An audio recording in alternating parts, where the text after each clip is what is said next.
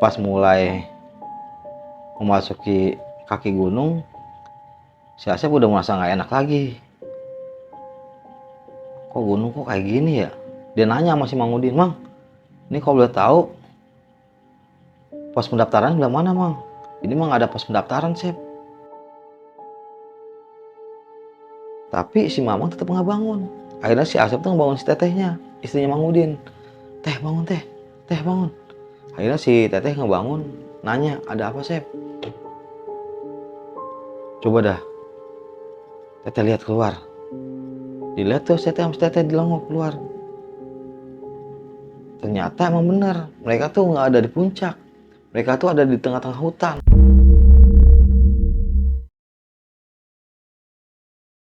Assalamualaikum warahmatullahi wabarakatuh. Balik lagi di Gelap Malam Story dan masih bersama gua Dul Algifari. Dan pada kesempatan kali ini gue coba akan membawakan sebuah cerita tentang pendakian mistis di salah satu gunung yang berada di Jawa Barat. Nah, buat teman-teman semua yang penasaran dengan ceritanya, boleh simak videonya sampai selesai, jangan di skip. Bantu juga support channel ini dengan cara like, subscribe, share ke teman-teman kalian, dan jangan lupa aktifkan juga lonceng notifikasinya. Terima kasih juga nih buat teman-teman semua yang sudah subscribe channel Gelap Malam Story. Semoga teman-teman selalu diberikan kesehatan, rezeki yang berlimpah oleh Allah Subhanahu wa Ta'ala. Tanpa berlama-lama lagi, langsung aja kita masuk ke ceritanya.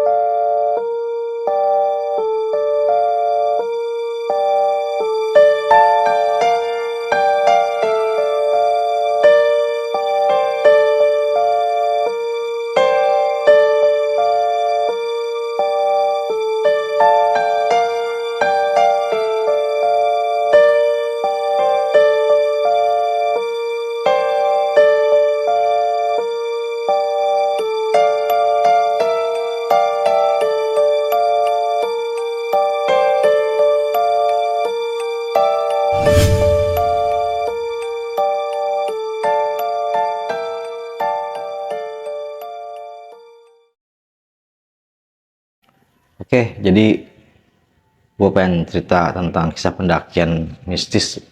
Ini dialamin oleh yang namanya Asep. Kebetulan si Asep ini orang Bandung. Dia sering melakukan pendakian. Ya bisa dikatakan pencinta alam lah. Pada saat dia pencinta alam ini mendaki di berbagai macam gunung, dia kenalan tuh sama orang yang bernama Mang Udin. Kebetulan Mang Udin ini orangnya tinggal di daerah Garut. Pada saat itu Asep vakum untuk mendaki dikarenakan istrinya ini sedang hamil. Istrinya sedang hamil, Asep tuh lebih fokus tuh lebih baik dia merawat istrinya gitu. Bisa dikatakan suami siaga lah. Singkat cerita, pas istrinya Asep ini sudah melahirkan, usia anaknya udah ada 1 tahunan lah kira-kira seperti itu. Ada telepon nih dari Mang Udin, teman lamanya Asep, yang orang Garut. "Sep, udah lama nih kita nggak ketemu. Mau nggak kalau Mama ngajak daki ke Gunung Cikuray? Karena si Asep ini sudah lama nggak ngedaki, ajakan si Mang Udin ini disambut baik nih oleh si Asep. Jadi si Asep ini akan mendaki ke Gunung Cikuray minggu depan nih. Diajak lah sama Mang Udin kan. Asep nggak nolak gitu. Karena si Asep karena udah lama nggak daki, akhirnya ajakan Mang Udin ini disambut lah sama si Asep. Singkat cerita, pas 2 hari mau menjelang keberangkatan ke daerah Garut, hati si Asep ini udah merasa nggak enak gitu. Kayak apa sih ya, bisa dikatakan uang ngedaki apa enggak ya, kayak primplan gitu kan. Karena merasa nggak enak sama ajakan Mang Udin ini, udah diiyakan sama si Asep. Akhirnya pas hari H-nya itu si Asep berangkat nih dari Bandung ke daerah Garut naik motor. Itu bisa dikatakan jam 8 malam habis sisa. Setelah nyampe di perapatan Garut, si Asep nelpon Mang Udin. "Mang, saya udah di perapatan nih, Mang. Kalau boleh tahu, Sherlock Mang lokasi di mana?" Nah, Mang Udin jawab, "Udah Sep, tunggu aja di situ Sep, nanti Mamang jemput." Nggak berapa lama kemudian, Mang Udin nyampe nih ke perapatan Garut itu tuh, jemput si Asep. Mereka jalan tuh ke tempat Mang Udin. Si Asep pun nginep tuh di rumah Mang Udin kan. Cerita segala macam, gimana kabarnya gitu. Udah lama kita nggak ketemu, udah lama juga kita nggak daki bareng. Ini momen yang pas nih. Nah di sini Mang Udin ini mendaki ke Gunung Cikuray ini pengen ngajak istrinya gitu. Singkat cerita mereka ngobrol-ngobrol, si Mang Udin ini nih merubah pembahasan nih. Yang tadinya mereka ingin mendaki Gunung Cikuray, ternyata Mang Udin ini ingin mendaki gunung yang ada di belakang rumahnya. Menurut ceritanya, gunung itu tuh emang terkenal mistis gitu, bahkan dari warga sekitar. Pas si Mang Udin ngobrol sama si Asep, Sep, Pak Cikuray kita batalin aja. Lah kenapa Mang? Yaudah, kita mendaki di gunung itu aja tuh di belakang rumah Mamang. Sama aja namanya gunung mah sama lah ya kan. Ya kan nama kita ke Cikuray kan sering kan. Kalau gunung ini kan belum pernah nih. Makanya kita coba nih ke gunung ini gitu. Nah, mulailah nih si Asep ini udah merasa nggak enak juga nih. Bener juga nih, karena yang pas 2 hari si Asep mau berangkat ke Garut, ternyata pas sampai rumah si Mang Udin ini membatalkan pendakian ke Gunung Cikuray. Malah si Mang Udin ini mengajak si Asep tuh untuk melakukan pendakian yang berada di belakang rumah Mang Udin. Jadi bukan persis di rumah Mang Udin, agak jauh, paling jarak ya berapa kilo lah dari pemukiman Mang Udin gitu. Singkat cerita, pada besok harinya nih mereka berangkat nih. Logistik segala macam tuh udah disiapin kan. Singkat cerita, pas besok paginya nih Mang Udin, Asep dan istrinya nih melakukan pendakian. Mereka itu berjalan tuh menelusuri persawahan, perkampungan warga sama kebun-kebun warga gitu.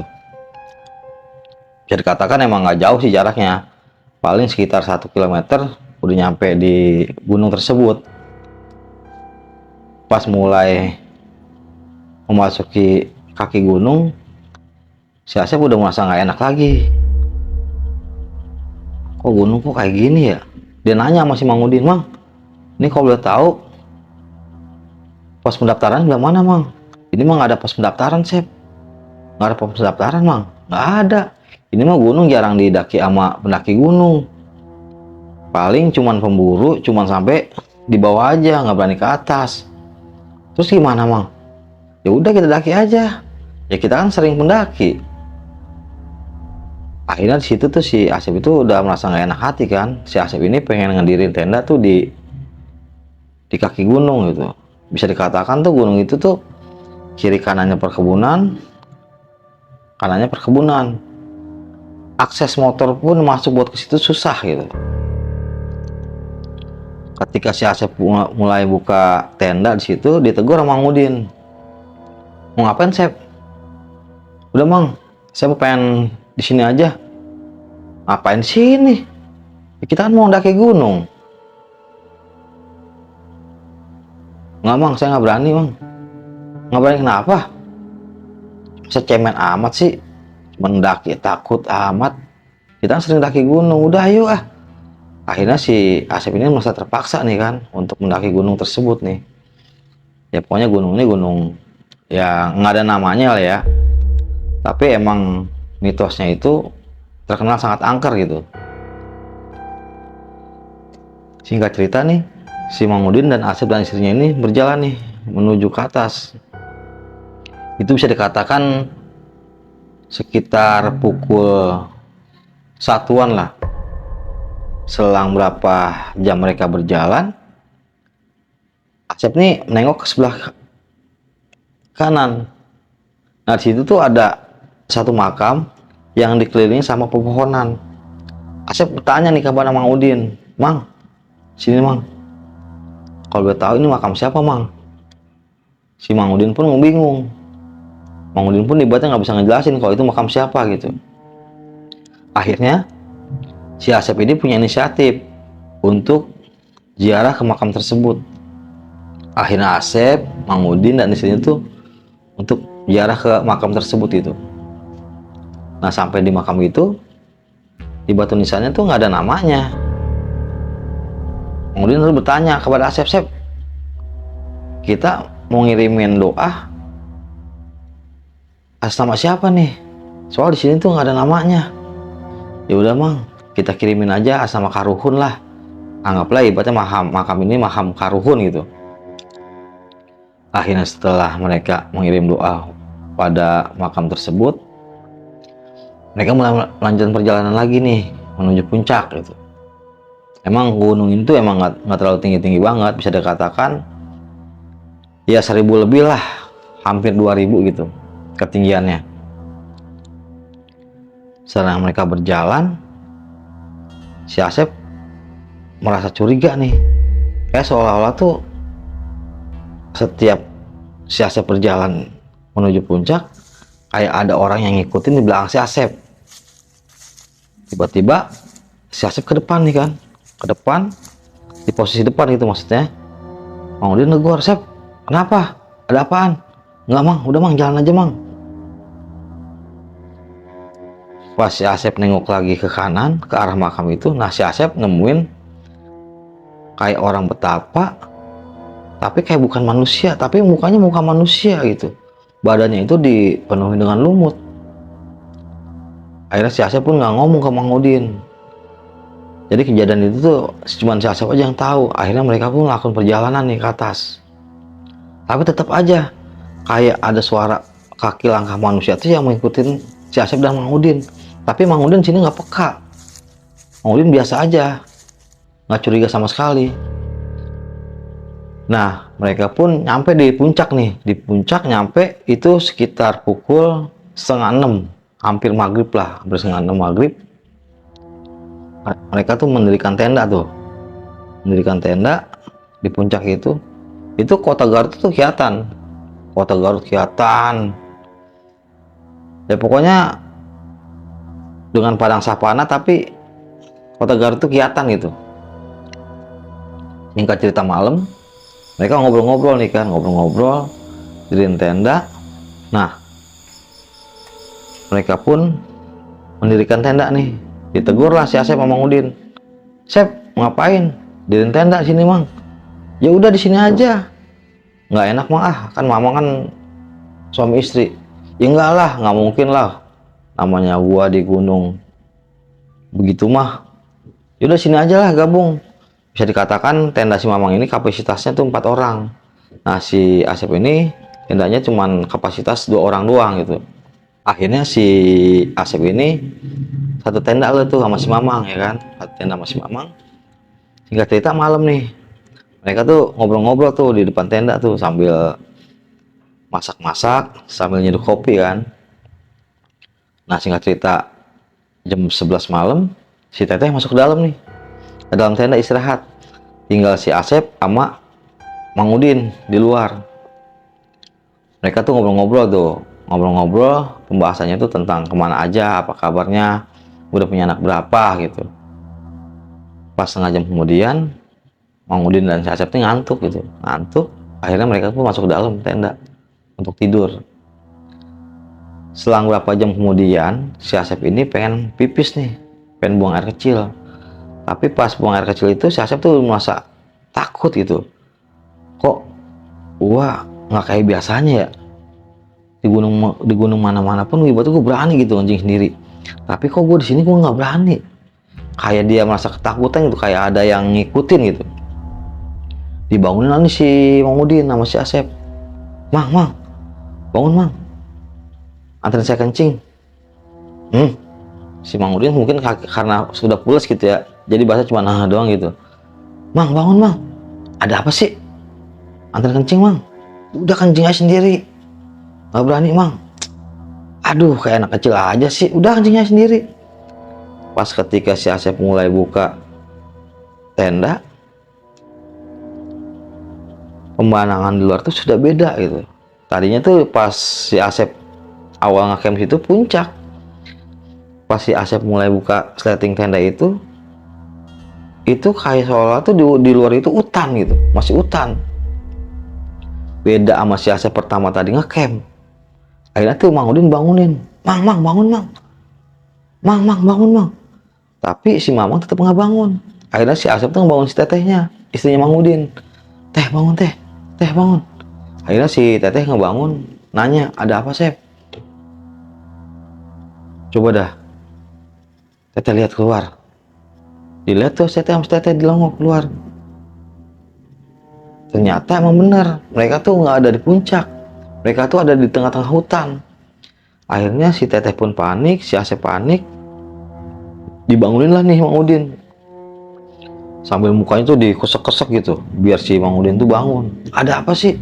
Orang lagi tidur, pengen istirahat. Coba lihat keluar Mang, coba lihat keluar. Sambil nguncek-nguncek mata, Mang Udin tuh ngintip tuh keluar tenda. Coba kita ada di mana sekarang Mang? Kita ada di hutan Mang.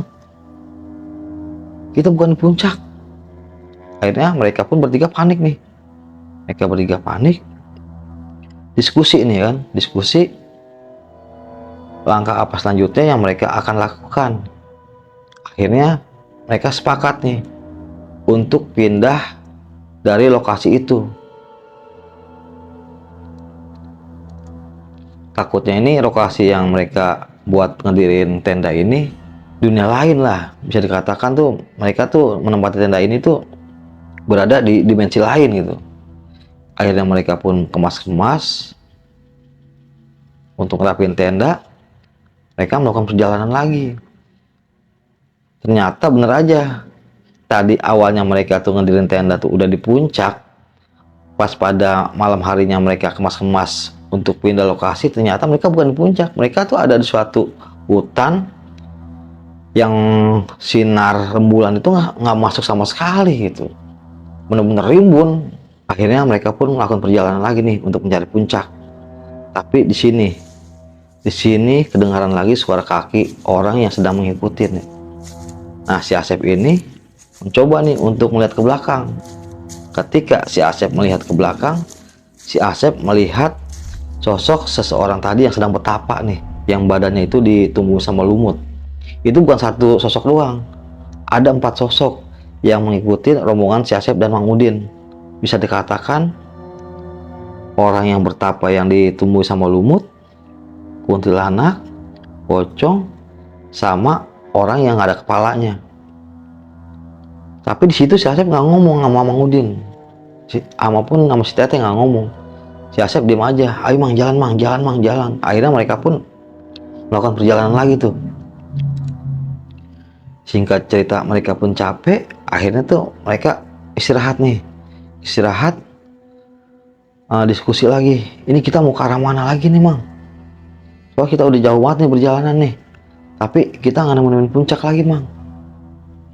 Akhirnya Mang Udin pun mencoba menenangkan si Asep itu, udah tenang aja dulu, kita bikin kopi dulu aja.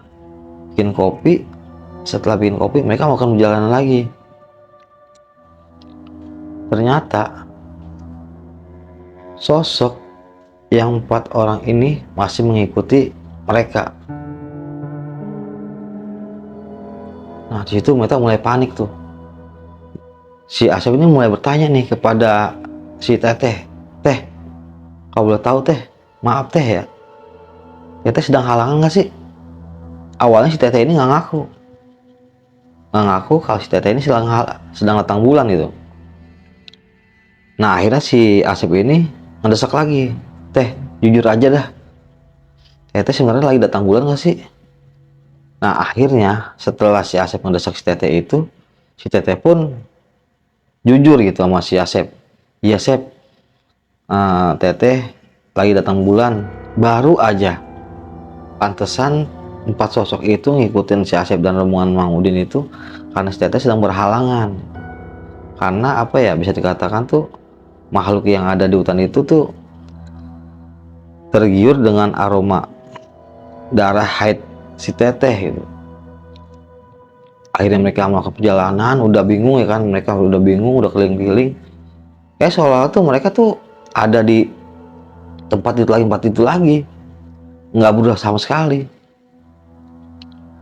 Nah, ketika mereka sedang berjalan, mereka ditampaki oleh sosok yang badannya gede menghampiri rombongan mereka, rombongan si Asep maksudnya. Si Asep bingung tuh, udah ketakutan kan, langkah apa yang mau dilakukan gitu. Akhirnya si Asep lari ninggalin Mang Udin sama bininya karena udah panik gitu kan, kabur mereka. Jadi rombongan si Asep dan Mang Udin ini berpisah gitu. Nah, sosok itu masih ngikutin Mang Udin dan istrinya. Si Asep itu udah ngumpet dia karena ketakutan kan. Akhirnya pas Mang Udin sama istrinya tuh berjalan depan si Asep, waktu si Asep tuh ngumpet, dipanggil lah sama si Asep. Mang, sini Mang. Akhirnya si Mang Udin ini dan di sini nyamperin si Asep tuh, ngumpet juga di situ. Mana aja, Sep? Enggak, Mang, saya ketakutan, Mang. Saya tadi ngeliat sosok gede banget. Posisinya persis depan saya, Mang. Mang Udin pun ngeliat gitu. Mang Udin pun ngeliat sosok gede tinggi itu gitu. Makanya si Asep tuh lari.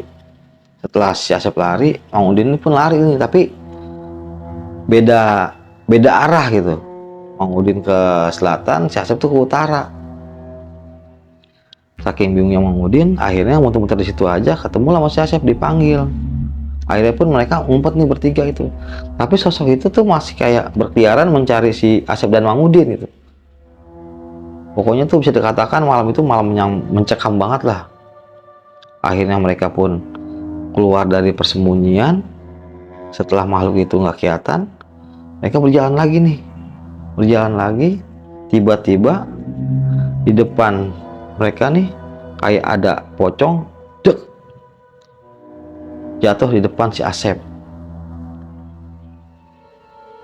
Istri Mang Udin ini udah panik lah ya, udah nangis aja gitu, udah ketakutan lah. Akhirnya si Asep dan Mang Udin ini coba untuk menenangkan gitu, jangan sampai tuh terjadi hal-hal yang tidak diinginkan pada saat itu. Akhirnya mereka melakukan berjalan. Tetap makhluk ini tuh masih ngikutin terus, masih ngikutin mereka bertiga. Singkat cerita, mereka berjalan lagi nih, tapi di kuping si Asep tuh terdengar suara kayak ada yang ngebisikin, turun. Kayak ada makhluk yang bilang ke si Asep ini disuruh turun gitu. Nah, akhirnya si Asep dan Mang Udin dan istrinya ini coba untuk turun ke bawah. Mereka tuh lari tanpa arah gitu kan. Tapi makhluk ini masih ngikutin juga. Singkat cerita pagi, akhirnya mereka pun ditemukan nih sama warga yang ingin berburu. 3 orang ini, Asep, Mang Udin dan istrinya tuh ditemukan tuh di kaki gunung, udah dalam keadaan pingsan. Ditemukan sama orang yang sedang berburu hewan. Akhirnya nih orang yang berburu hewan itu memanggil warga lain lah gitu untuk minta bantuan. Akhirnya Mang Udin, Asep dan istrinya ini dibawa nih ke kampung. Dan alhamdulillah pada saat itu si Asep dan Mang Udin ini sadar, tapi si istrinya ini nggak sadar, masih tetap pingsan gitu. Akhirnya dipanggil lah sesepuh kampung tersebut untuk ngobatin si istri Mang Udin ini nih, si Teteh. Setelah diobatin, alhamdulillah istri Mang Udin ini sadar, tapi kayak orang linglung gitu, kayak orang ketakutan, seolah-olah tuh si istri Mang Udin ini masih berada tuh di hutan itu. Akhirnya setelah berapa hari nih, Si Asep pamitan nih sama Mang Udin, Mang, mohon izin Mang, saya mohon pamit mau pulang ke Bandung. Soal saya ngomong sama istri saya cuman melakukan pendakian ini cuma 2 hari. Ternyata mereka tuh di dalam hutan yang ada di gunung itu selama 7 hari. Mereka tuh diputer-puterin aja tuh di hutan itu, karena tuh mereka tuh sudah berada di dimensi lain. Singkat cerita, si Asep pulang. Berapa bulan kemudian si Teteh meninggal dengan keadaan tuh yang nggak normal lah gitu, nggak wajar. Meninggal karena si Mang Udin sayang buat sama istrinya gitu ya kan, merasa terpukul lah gitu. Akhirnya Mang Udin tuh bengong kayak orang apa sih, kayak orang gila gitu, merasa kehilangan banget. Setelah berapa bulan kemudian si Mang Udin ini meninggal juga. Jadi sebenarnya yang pelajaran kita ambil pada kisah kali ini tuh, kalau kita memasuki satu wilayah yang bukan ranah kita tuh jangan apa ya, jangan sombong lah gitu. Bener kata si Asep, kalau mulai udah curiga nih jangan dipaksakan gitu. Mendingan kalau kita mendaki gunung, kalau udah merasa nggak enak atau perasaan kita udah merasa was-was, mendingan batalin aja gitu. Takutnya tuh terjadi seperti ini gitu. Ya mungkin itu aja sih cerita yang bisa gua bawakan pada kisah kali ini. Gua akhiri, wassalamualaikum warahmatullahi wabarakatuh.